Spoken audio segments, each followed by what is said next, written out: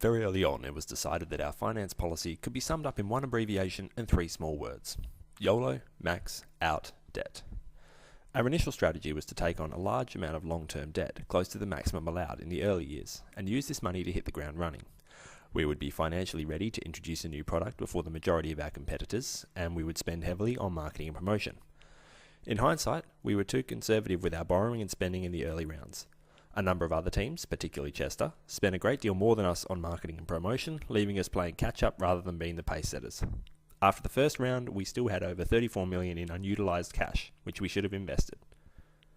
Another issue the finance department faced was in the second round. We made a slight miscalculation in our forecasting, and we were left with an emergency loan of just over $9 million. This loan quickly became the main focus of the finance department.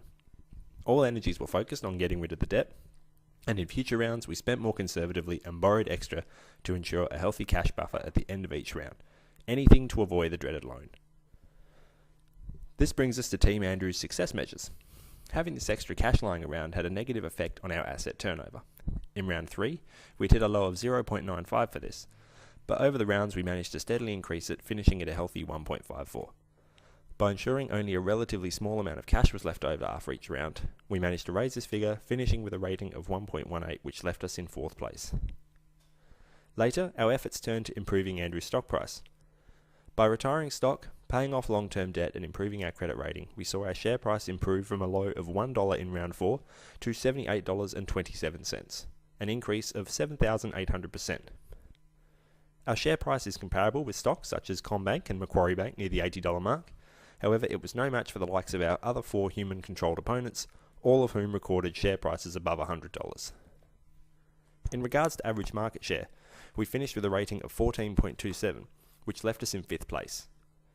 In earlier rounds, we were usually ranked in 2nd place in terms of our overall market share. However, by the final rounds, we had tapered off and finished with the lowest market share out of all the teams.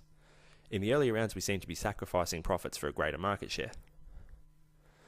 While we had consistently high sales figures, we were usually one of the poorer performing teams profit-wise. We made a decision to cull some of our products with low contribution margins and focus on our more profitable products. Reducing our product lines reduced our asset holdings, which improved our return on asset and asset turnover. With return on sales, another of our highest weighted success measures, we also struggled. We were running at a loss every year until the 5th round, when we finally experienced a profitable year. Team Andrews enjoyed being profitable so much, we agreed as a group that we should strive for profit from that point on, as opposed to our usual heavy losses. However, despite running in the black from round 5 onwards, our average return on sales is the 3rd lowest at 2.32.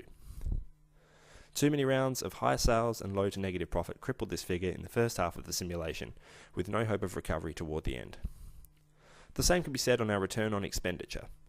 Even without being one of the competition's highest spending teams, because of our unprofitable undertakings in the first 4 rounds, we finished with the lowest rating out of all 6 teams at 3.78.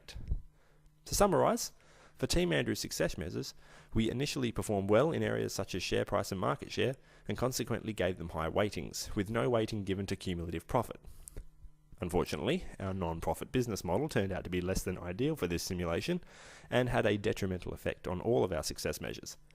Despite turning this around in the later rounds, this was akin to the captain of the Titanic changing direction after hitting the iceberg. The damage was already done, and the good ship Team Andrews was effectively sunk. However, not all is lost for Team Andrews. Our company is in a good position heading toward the future, with solid yearly profits becoming a regular occurrence. Our products are well positioned in the market, and our return on sales and return on asset figures are continuing to improve due to our conservative spending. Looking forward, Team Andrews has many reasons to feel confident.